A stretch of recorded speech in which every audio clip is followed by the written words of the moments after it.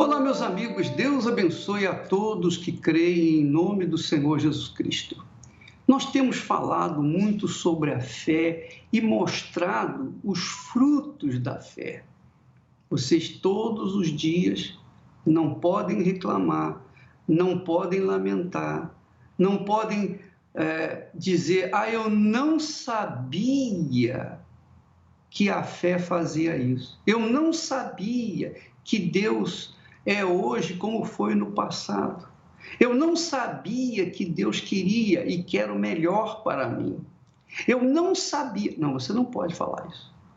Você está sofrendo, você está gemendo, você talvez esteja urrando de dor, mas nunca você vai poder apresentar uma desculpa assim, eu não sabia que Deus ouve a oração daqueles que o invocam. Você não sabia. Você não sabia que Deus está sempre pronto à disposição daqueles que o invocam com sinceridade. Quando você invoca a Deus com sinceridade, com força, então Ele responde a você. O que você não sabia é que você não precisa merecer para que Deus ouça o seu clamor. O que você não sabia é que os seus pecados, apesar de serem muitos, não impedem Deus de ouvir a sua oração, desde que a sua oração seja sincera. Minha amiga, meu amigo, eu tenho certeza que você sabe, você tem consciência da fonte, você sabe que o altar de Deus tem a sua porta aberta para você entrar e ter acesso à presença de Deus, independentemente do que você tem feito, de ruim ou deixado de bom, deixado de fazer o que é bom. O fato é que Deus está sempre pronto para ouvir aqueles que o invocam com sinceridade. Então, se você não foi ouvida, é porque você não o invocou com sinceridade. Não houve força na sua invocação. Não foi porque os seus pecados impediram Deus de ouvir. Não. Deus ouve. Deus ouve a todos. Todos os que o invocam na sinceridade. E eu quero que você assista agora Testemunho Bomba. Um testemunho bomba que vai mostrar para você como Deus age, como Deus responde. Esse testemunho vai ensinar você o caminho da conquista de uma vida estável, abençoada. Vamos ouvi-lo, vamos assisti-lo. Meu nome é Vitor Hugo Lanzetti, eu tenho 38 anos, sou professor de CrossFit, nasci em Niterói, no Rio de Janeiro. A minha infância sempre começou já ruim na família devido à separação dos meus pais, quando eu tinha 3 anos de idade. Então eu fui criado pela minha mãe sozinha e uma ausência masculina paterna foi crucial na minha adolescência e no meu desenvolvimento. Quando eu fiz 18 anos, eu comecei a ter uma liberdade maior de sair e como eu já trabalhava em loja, eu tinha o meu dinheiro, então ali começou a frequentar festa, ali começou o uso de cigarro, o uso de maconha, álcool em excesso a todo momento. Eu comecei a frequentar e comecei a até vender uma certa quantidade de êxtase nas festas para você ter o dinheiro para poder usar. Então você vende para poder ter uma quantidade para usar. Isso te traz poder, isso te traz vaidade, isso te traz conhecimento. Sempre ligado muito à aparência. Nessa época eu fiz uso de substâncias para ter um corpo, para ter notoriedade nas festas, principalmente de música eletrônica, onde a vaidade é muito associada à imagem do corpo. Na minha cabeça, naquela época, o certo para mim era estar com as mulheres mais bonitas, era estar com as pessoas que têm dinheiro, era ter as melhores drogas, as drogas mais caras, era estar nas melhores festas. E aquilo para mim era o importante, aquilo para mim era alcançar uma vida de qualidade. Eu era um tipo de pessoa que eu era bem conhecido por não ter limites. Era uma pessoa bem intensa e bem compulsiva. Então, eu começava a usar, ou começava a beber, ou começava a entrar em festa e não queria parar. Teve uma fase da minha vida, uma época entre 26 e 30 anos, onde eu ganhei muito dinheiro. Mas ganhei muito dinheiro. Eu posso dizer que eu movimentava no Rio de Janeiro uma média de 1,5 milhão a 2 milhões mensal, onde eu trabalhava. Só que era uma via de mão dupla, né? Da mesma forma que entrava, da mesma forma que eu gastava. Então, eu posso dizer que com festa eu gastava muito dinheiro. Nesse período, foram 7 anos de carnavais em Jurerê Internacional, nas boates mais famosas do Brasil, onde é o carnaval mais caro do Brasil, onde frequentam artistas, jogadores de futebol, enfim, todo tipo de gente. Lá, a gente costuma dizer que Ferrari lá é igual Fusca no Rio. Convivi com artistas, jogadores de futebol, usei drogas junto com alguns jogadores de futebol, algumas atrizes usei drogas junto. Então é um ambiente que ali se mistura todo mundo, já não existe mais o cara que é artista, o cara que não é artista, o cara que é traficante, o cara que não é traficante. Só que essa vida de luxo, uma hora ela foi acabando. O dinheiro ele foi acabando. E essa fonte ela não me dava mais essa renda. Então ali acabou, houve um rompimento de renda e eu já não tinha mais como manter aquele padrão. Eu acabei buscando o plano B. A maconha sempre foi uma companheira, a maconha sempre fez parte. Eu era aquele maconheiro convicto.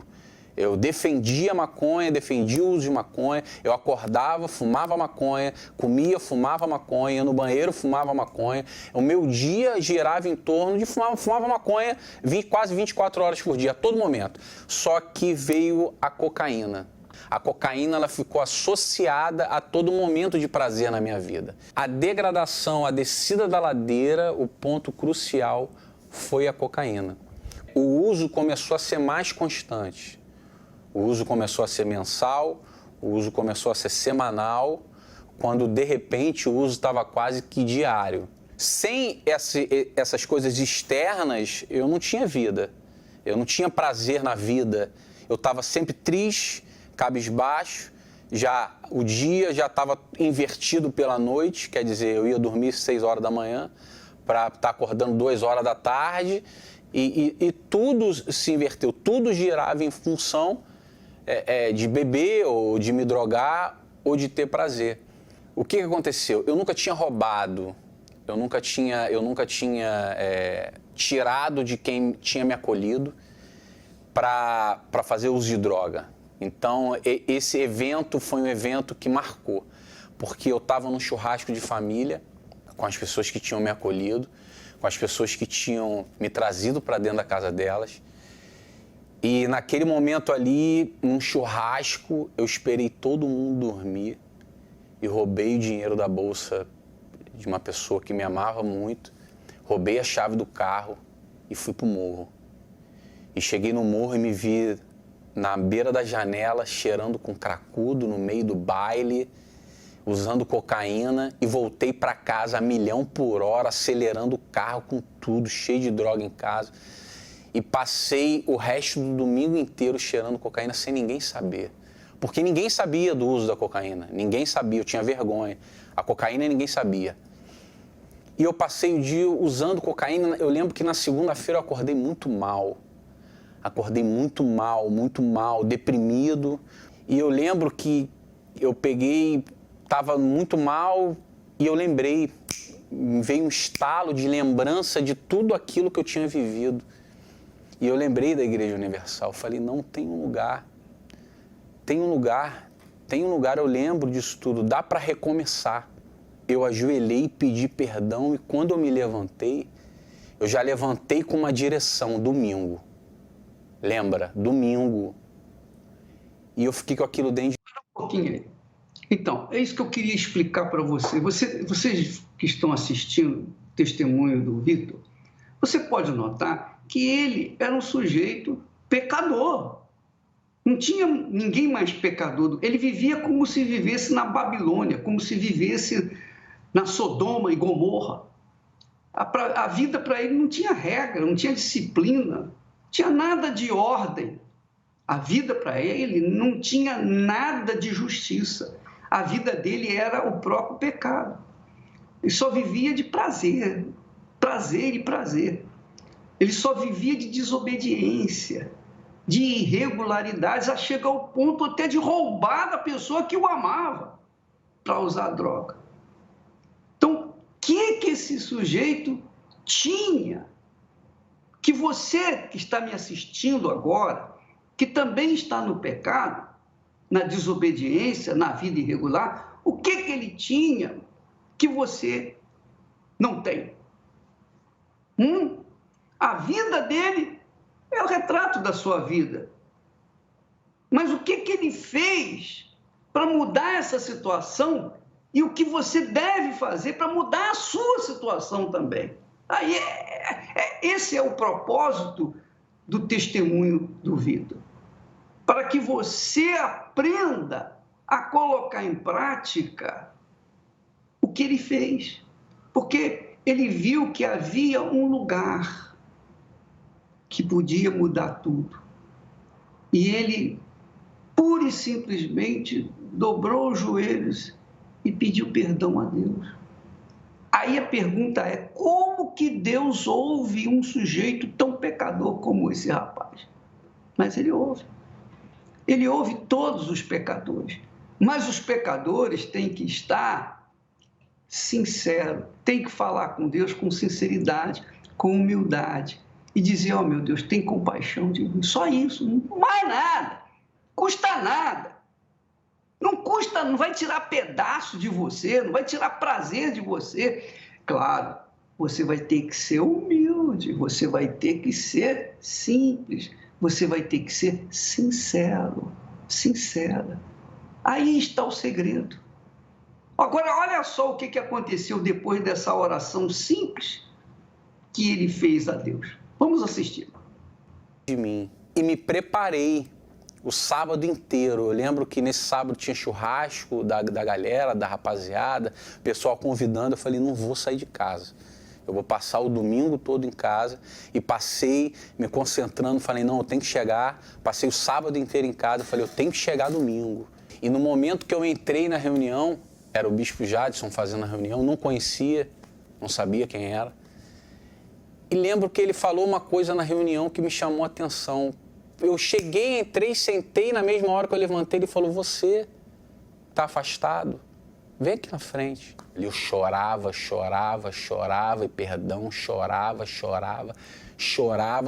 Eu passei a busca toda chorando. E quando eu saí, eu já saí completamente diferente. Ali foi a minha experiência com Deus. Eu já tinha uma gavetinha no banheiro onde eu guardava as minhas drogas, eu já peguei as drogas, tudo que eu tinha, falei, não quero mais. Joguei fora. Se eu sabia que certas amizades iriam me levar ao uso de droga, ou ao alcoolismo, ou a qualquer tipo de coisa que não gerasse consequências boas na minha vida, eu excluí. Comecei a pensar antes de fazer as coisas. Espera aí, se eu for para cá, se eu for para esse ambiente, o que isso vai acarretar na minha vida? Coisa boa? Não. Então eu vou excluir. Eu comecei a buscar um entendimento de qual era a vontade de Deus para minha vida. O que Ele queria para mim. Eu entendi que só a teoria, o aprendizado, isso não ia definir o futuro da minha vida. Eu entendi que o que ia definir o futuro da minha vida era ter um relacionamento direto com Deus. Então eu precisava ter o poder de Deus dentro de mim para eu conseguir ter ataque, porque eu ia ser atacado, isso era certo, pelas oportunidades da vida, pelo mundo, pelos meus próprios desejos, pelas minhas próprias vaidades. Então eu entendi que eu precisava de algo mais forte, eu precisava ter vida com Deus, ter Deus dentro de mim. E foi quando foi apresentado o Espírito Santo.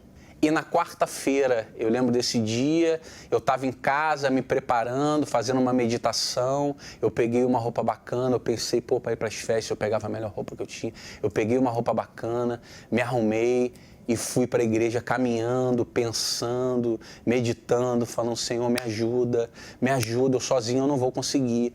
E cheguei numa igrejinha de pequeno porte, para 200 pessoas, mas foi um dia tremendo, maravilhoso. Eu lembro que a gente buscou, no final eu chorava, mas já não era mais aquele choro do domingo de perdão, de culpa, de nada. Ali já era um choro de alegria.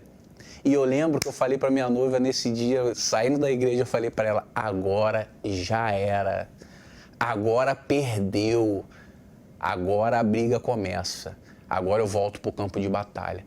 A partir dali, eu tive a confirmação de que agora ia. Recebi o Espírito Santo. Nessa quarta-feira, eu fui selado. Eu tive a certeza do selo de Deus na minha vida e tive a certeza de ter recebido o poder de Deus. Foi automático e sintomático a vontade de querer falar para as pessoas o que tinha acontecido comigo. Então, como eu fui uma pessoa que, infelizmente, levou muitas pessoas para o vício, para as drogas, a partir daquele momento ali eu entendi que eu tinha um chamado. Meu filho, agora eu quero você no campo de batalha, falando para o máximo de pessoas possíveis, que tem jeito. Hoje, a referência de felicidade ou padrão de felicidade é completamente diferente. Não há troca, nada, nem se eu recebesse todo o dinheiro que eu ganhei naquela época, milhões e milhões, nada me daria o que o Espírito Santo dá.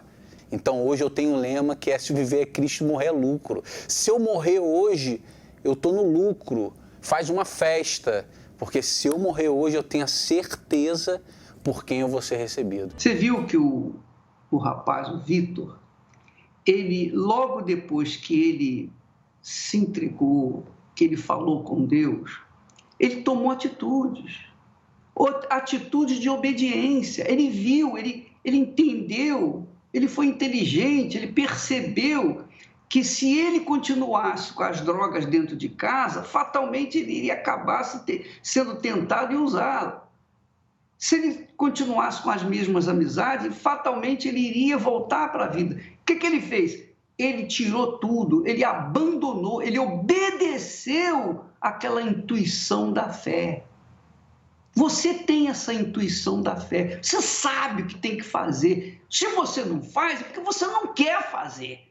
E, obviamente, você não pode reclamar, mas se você sabe o que deve fazer, sabe que tem que ser feito, não interessa se você sente vontade, se não sente vontade, tem que fazer, então faça.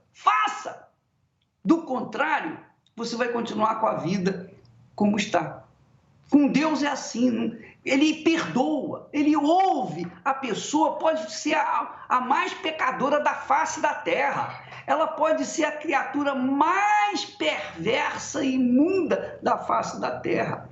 Porém, quando ela se volta para ele com sinceridade, ele perdoa, ele ouve. Agora, a pessoa também tem que abandonar aquela vida errada. Do contrário, não vai acontecer nada. Minha amiga, meu amigo, é questão de inteligência. Inteligência.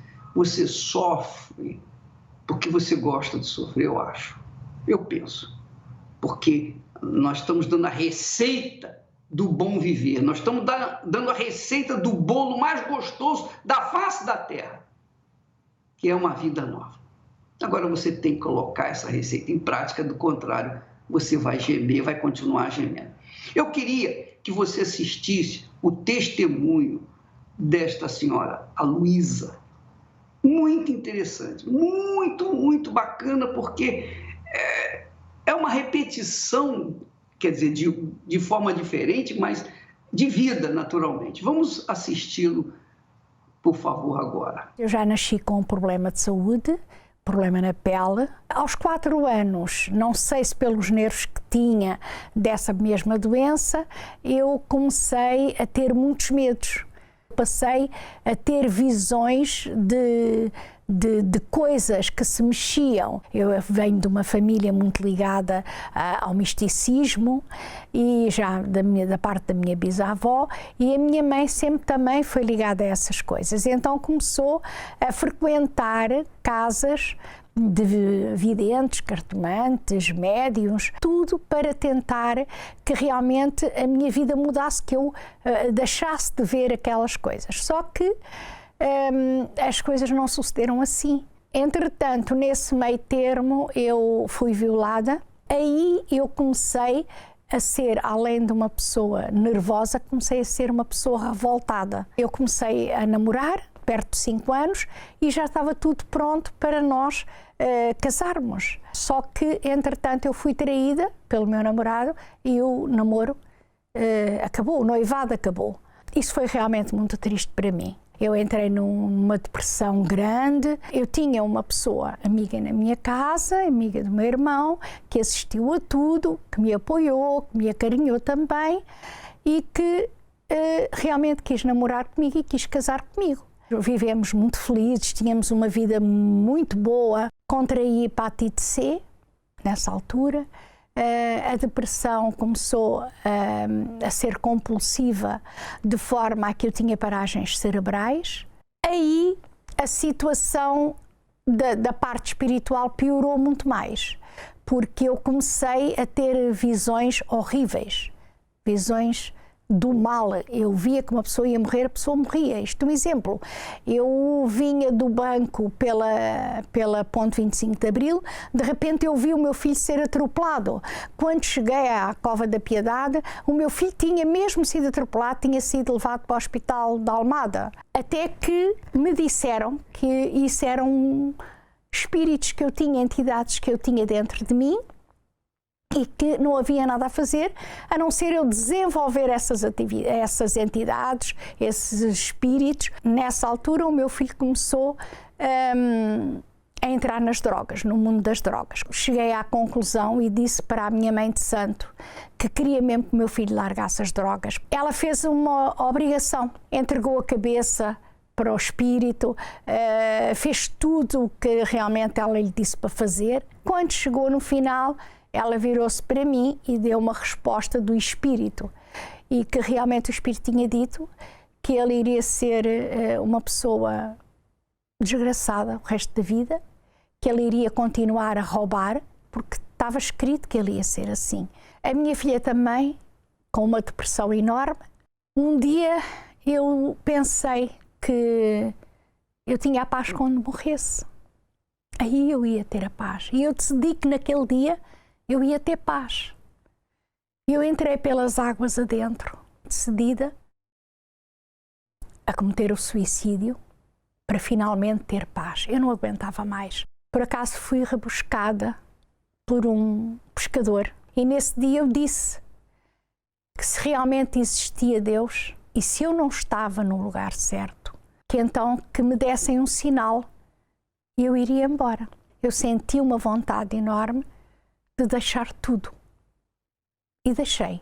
Quando eu decidi fazer, a minha mãe de santo tomou os meus assentos e fez um trabalho, que eu tive um infarte com 38 anos de idade. Como eles não sabiam realmente o que é que eu tinha, porque é que tinha sido provocado o infarte, e eu fiquei um ano inteiro internada.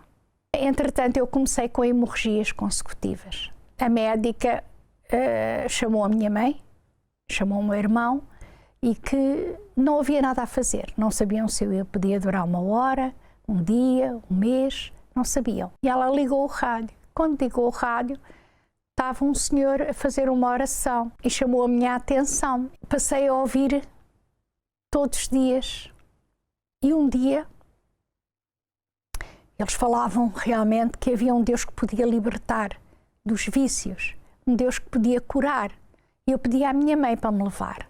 Houve algo que me fez querer, ter a certeza que algo podia mudar. Eu era branca, sem sangue, não é? Então eu comecei a ver umas roçadas. As pernas começaram a mexer. Eu comecei-me a sentir outra pessoa. Comecei a ter força.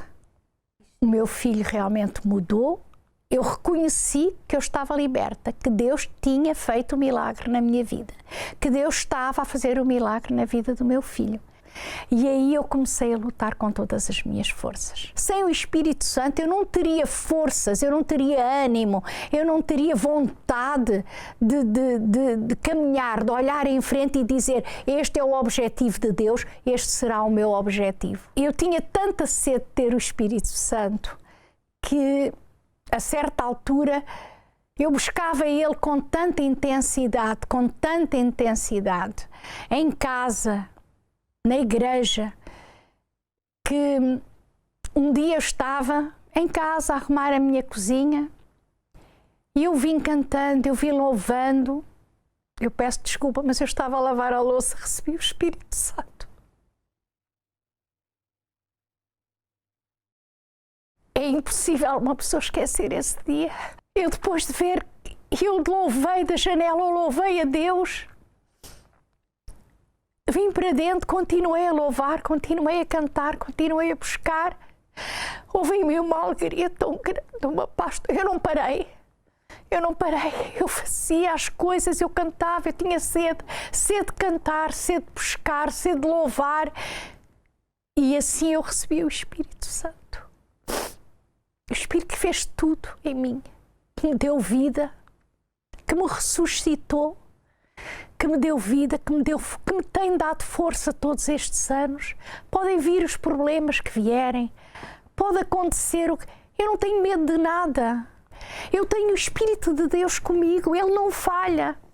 Então eu vou em frente, depois do que Ele fez na minha vida, depois daquilo que Ele fez na vida dos meus filhos, a vida que Ele me tem dado. Eu tenho 70 anos, eu tenho uma força, uma vitalidade, uma alegria, uma paz, eu estou pronta para tudo. Não há outro Deus como Ele. Hoje a minha vida está completamente transformada. Eu sei que Deus é comigo e eu sou com Ele. Já parou para pensar que o resultado da sua vida é o efeito das suas escolhas? Olhe um pouco para trás. Aquela noite de prazer acabou com o seu casamento. Aceitar aquele cigarro foi o começo das drogas que hoje você é viciado. Topar aquela proposta de dinheiro fácil levou a sua empresa à falência. Parece duro ouvir tudo isso, mas é verdade. Não adianta culpar as pessoas e muito menos a Deus. As suas escolhas definem quem você é. Fim da linha? Não. Veja o que Deus diz para você. Eis que hoje eu ponho diante de vós a bênção e a maldição. A bênção, quando cumprirdes os mandamentos do Senhor vosso Deus, que hoje vos mando. Dia 23 de setembro, a oportunidade para você que não participou da campanha da bênção no Monte Gerezim. Você tem a última chance de escolher entre a bênção ou a maldição. Escreva seu nome e traga-o neste domingo. Vamos levá-lo ao Monte Gerezim, em Israel, descrito na Bíblia como o Monte da Bênção. Domingo, dia 23 de setembro, às 6, às 9h30 e 18 horas, no Templo de Salomão, ou em uma Universal.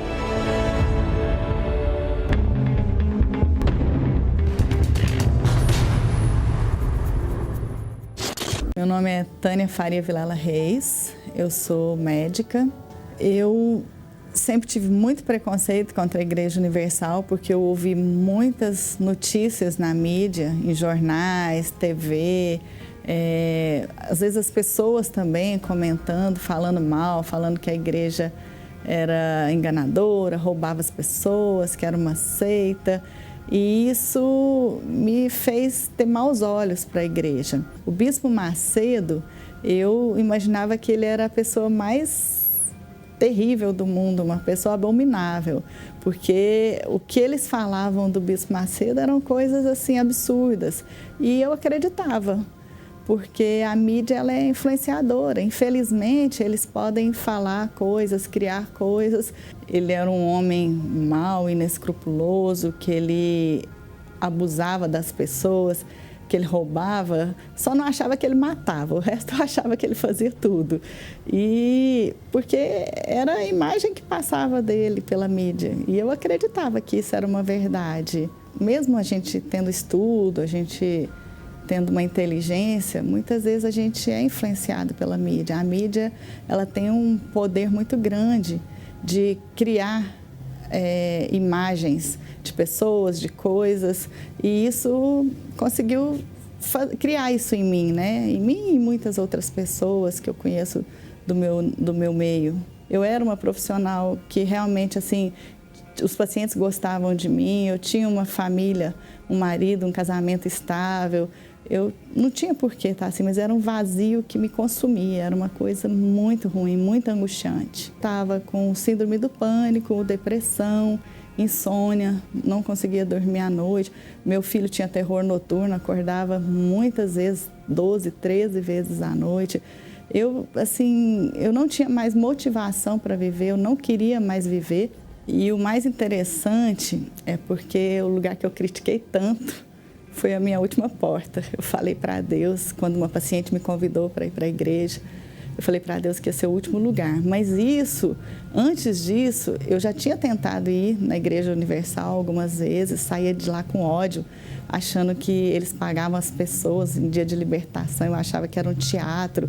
Quando eu vi os testemunhos na televisão, eu também achava que eram pessoas pagas. Hoje eu dou testemunho, eu não sou paga para isso, não preciso disso. Mas essa última vez que eu fui, a minha paciente falou uma coisa que ficou marcada. Ela falou assim: mas vai fazendo um desafio com Deus, que você vai e que vai ser a última porta que você vai bater e que se você não gostar, você nunca mais volta. Se você não sair de lá diferente, você não volta mais. E eu fui assim, e eu já saí de lá diferente, eu já saí de lá mais leve.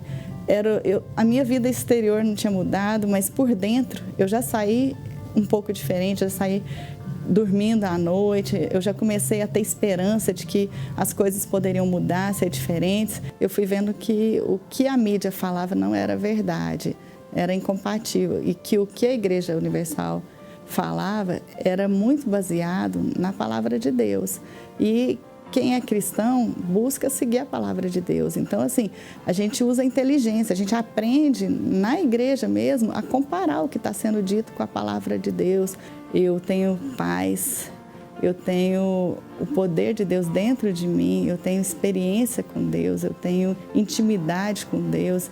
E isso é maravilhoso. Eu tenho paz na minha família, eu tenho alegria de viver, eu quero viver. Não busco uma religião, eu busco Deus. E a Igreja Universal me ensinou que realmente eu tenho que aprender a ser independente, a buscar Deus, a me fortalecer, aprender a ter uma fé viva, racional. Isso eu não aprendi em nenhum outro lugar. Eu sou muito grata à Igreja Universal por isso.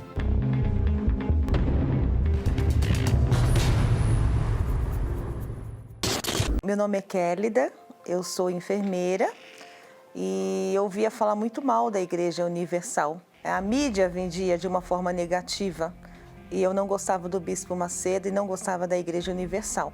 Que o que mostrou na mídia, o que eu vi, foi os pastores saindo com sacos e sacos, que hoje a gente entende que é pedidos, mas eles falavam que eram dinheiro e que as pessoas eram menos favorecidas, pessoas que realmente estavam precisando e a igreja tirava tudo deles, né? E por conta disso, eu não gostava da igreja, então eu achava que ela, como se disse, aproveitava das pessoas que tinham pouco conhecimento e tirava tudo que eles tinham.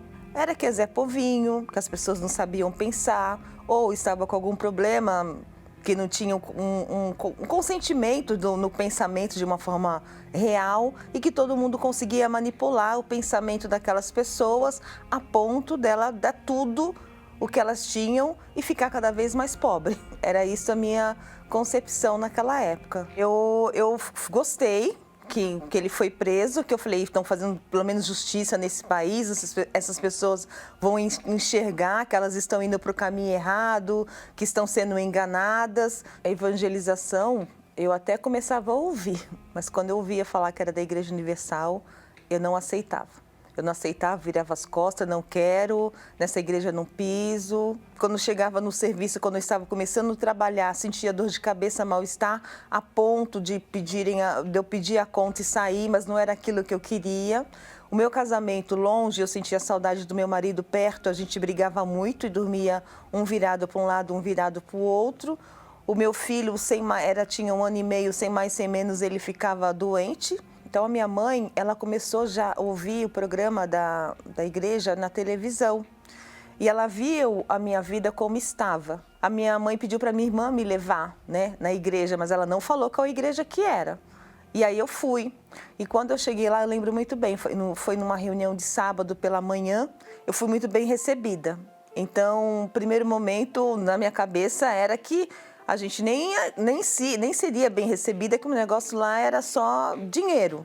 Mas não, eu fui recebida como uma pessoa que precisava de ajuda. Não imaginava ter aquela recepção que eu tive, de uma pessoa me acompanhar, conversar comigo, perguntar se eu queria falar, se eu tinha algum problema. Começou a falar de Jesus para mim de um modo que eu nunca tinha ouvido na minha vida, e tudo pautado pela palavra do Senhor. Então, ele mostrou na Bíblia algumas coisas para mim que fez eu pensar. E eu quis voltar naquele lugar, né? Porque eu saí diferente. Na hora da oferta foi uma coisa de forma natural, né? E não foi nada obrigado, nada foi obrigado. E eu vi também que na pregação que o pastor fez, foi focado na nossa melhora mesmo, de buscar algo diferente, que é a paz do Senhor Jesus para dentro da nossa vida. E eu vi que não foi nada forçado. E aí eu comecei a ver e sair dali com pensamentos diferentes, né? Então, realmente eu quis voltar. E aí, das vezes que eu fui voltando, a minha casa foi começando a ficar diferente. Eu era uma pessoa nervosa. O meu marido falou: nossa, você está mais calma. O meu filho nunca mais ficou doente, não sei explicar para o senhor, mas ele ia para o hospital, só levava furos e furos de medicações, de sorinho. Ele tinha 1 ano e meio, nunca mais eu precisei ir com ele para o médico. Comecei a dormir, a ter um pensamento de perspectiva de vida que até então eu não tinha, né? Hoje eu tenho 4 pós-graduação, eu sou bem posicionada no emprego onde eu tenho. Eu me senti lesada sim, porque assim, eu até olhei algumas vezes na Igreja Universal, onde eu morava, tinha, mas eu falei, essa igreja eu não entro. Então assim, eu entendo que naquele momento, se eu tivesse ido naquela igreja, né, uns 3, 4 anos atrás, antes de eu ter ido, eu poderia ter sofrido muito menos do que eu sofri. E eu entendo que a fake news, ela foi de forma muito negativa na minha vida. Mas ali eu conheci a verdadeira transformação que eu tive na minha vida e tenho até agora, né? Então, assim, todos aqueles que não conhecem o trabalho da Igreja Universal, então que venha conhecer, que não venha formar opinião por terceiros, pela fake news. Venha conhecer o trabalho, que eu tenho certeza que vai sair com uma vida transformada como a minha está até agora. Pois é, minha amiga, meu amigo, a gente paga um preço alto para levar o bem para as pessoas. Se a gente levasse o mal, não teria tantas dificuldades, mas para levar o bem a gente sofre. Mas isso aconteceu durante toda a história da humanidade. Deus tirou o povo de Israel do Egito, da escravidão, e o levou para uma terra que manava leite e mel. Mas olha só o resultado, o bem que Deus fez ao seu povo. Nesse salmo, o Salmo 81, você vai ver como Deus se sente. Ele diz: eu sou o Senhor teu Deus, que te tirei da terra do Egito. Quer dizer, a terra da escravidão, do sofrimento, da dor. Abre bem a tua boca e te encharei. Quer dizer, abre bem a sua boca e você não vai ter fome nunca mais. Mas o meu povo não quis ouvir a minha voz. E Israel não me quis. Olha só como Deus fala. Ele fala sentindo uma dor insuportável. É como você, mãe, pai, que chega para o seu filho: meu filho, não faça isso, não faça aquilo, minha filha, não vá nessas companhias, mas não ande. Mas, como eles são teimosos, eles seguiram os pensamentos do coração e se deram mal, que é o que Deus está falando aqui. Mas o meu povo não quis ouvir a minha voz. Israel não me quis. Portanto, eu os entreguei aos desejos dos seus corações e andaram nos seus próprios conselhos. Quer dizer, Deus entregou. Eu lavo as minhas mãos, eu estou querendo te dar a vida, vocês querem a morte, o que eu posso fazer? Eu quero abençoar vocês, vocês querem a maldição, o que eu posso fazer? Então, siga o caminho de vocês. Aí Deus fala: oh, se meu povo me tivesse ouvido, se Israel andasse nos meus caminhos, em breve abateria os seus inimigos e viraria a minha mão contra os seus adversários. E eu sustentaria com trigo mais fino e o fartaria com o mel saído da rocha. É o que nós, pais, falamos para os nossos filhos, ensinamos para os nossos filhos. Não vai por esse caminho eu já passei, sofri, gemi, urrei, não faça isso. Mas eles são cabeçudos, eles são como a mula teimosa e acabam querendo seguir o desejo do coração. E aí vem os problemas. Mas a misericórdia de Deus continua, a compaixão continua, porque aqueles que aproveitam essa promessa, essa palavra, esse voto de Deus, o voto da bênção, estes que se voltam para Ele, estes que dão um passo, um único passo na direção dEle, têm a resposta correndo, depressa, da parte dEle para com eles. Minha amiga, Deus quer o melhor para você, meu amigo. Jesus disse isso, Ele confirmou essa promessa, dizendo: ó, eu vim para trazer vida, e vida com abundância. Essa é a promessa de Deus para aqueles que têm juízo, aqueles que pensam, aqueles que raciocinam. Está aí nas suas mãos a bênção ou a maldição. Quem escolhe a bênção ou a maldição é você. Você que dá fim aos seus dias na terra e na eternidade, com Deus ou no inferno gemendo. É você quem decide. Vamos ouvir uma canção e logo em seguida vamos nos preparar para a oração em nome do Senhor Jesus. Dia 30 de setembro, o dia do poder de Deus, com a chegada da Arca dos Milagres, no Centro de Convenções em Boston. A chegada da Arca da Aliança trará a cura, libertação e principalmente a presença de Deus para a sua vida, no Centro de Convenções em Boston, 900 Boston Street, em Massachusetts. O poder de Deus transformará a sua vida. Dia 30 de setembro, às 5 da tarde. Com a presença do Bispo Macedo. Entrada gratuita. Exatamente isso. Dia 30, nós estaremos lá. O último domingo deste mês, nós estaremos em Boston novamente. Nessa segunda campanha de fé lá em Boston. Mas agora eu vou fazer oração por você. Eu quero orar por você. Eu não quero orar simplesmente pedir. Eu quero ministrar a autoridade que Deus nos tem dado para mudar a sua vida, a sua sorte, se é que ela existe, mudar a sua vida. Se você crê, minha amiga e meu amigo, vamos unir a nossa fé, porque quando nós falamos com Deus, não apenas eu, mas você, quando nós todos unimos a nossa fé em o nome do Senhor Jesus Cristo, alguma coisa acontece. É o que vai acontecer agora, em nome do Senhor. Vamos falar com Deus.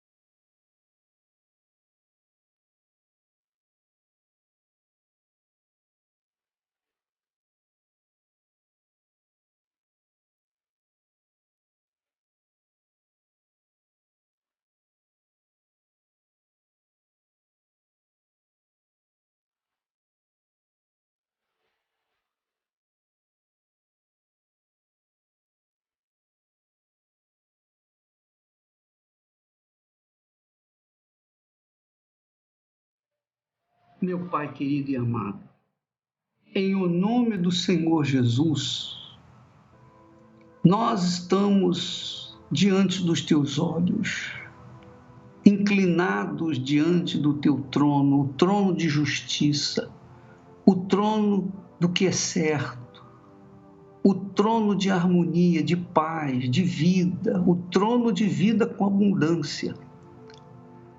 E tudo o que nós precisamos para que o vento do teu Espírito venha operar essa maravilha em nossas vidas é a nossa fé. Ainda que sejamos sem méritos, pecadores, mas quando nós te invocamos, meu Pai, na sinceridade, nós sabemos que o Senhor ouve e responde. E eu te peço por esse povo que está participando dessa programação agora. Eu não sei onde essa pessoa se encontra, se é um hospital, se é um presídio, se é num beco sem saída, se é debaixo de um viaduto, numa Cracolândia. Onde quer que ela se encontre agora, meu Pai, mas que se une conosco nessa fé, nós cremos que o Senhor é o mesmo. O Senhor disse: se o meu povo me ouvisse e obedecesse a minha voz, a minha palavra, comeria o melhor desta terra. Então, meu Pai, vem agora o teu Espírito, dá força para o teu povo se levantar das suas prostrações, abandonar o pecado e abraçar o que é justo, o que é certo, o que é correto e obedecer a tua voz, a tua palavra, para que então o Senhor venha ser glorificado na vida delas. O Senhor sabe, meu Pai, que aqueles que descem às sepulturas não podem te glorificar, mas os que saem delas. Meu Pai, torna possível, em o nome do Senhor Jesus, vir ao encontro e livrar esta criatura que me ouve, em nome do Senhor Jesus, e que crê, e que mostra essa crença dizendo amém, E graças a Deus. Graças a Deus. Ficamos por aqui e até lá, em nome do Senhor Jesus. Deus abençoe a todos.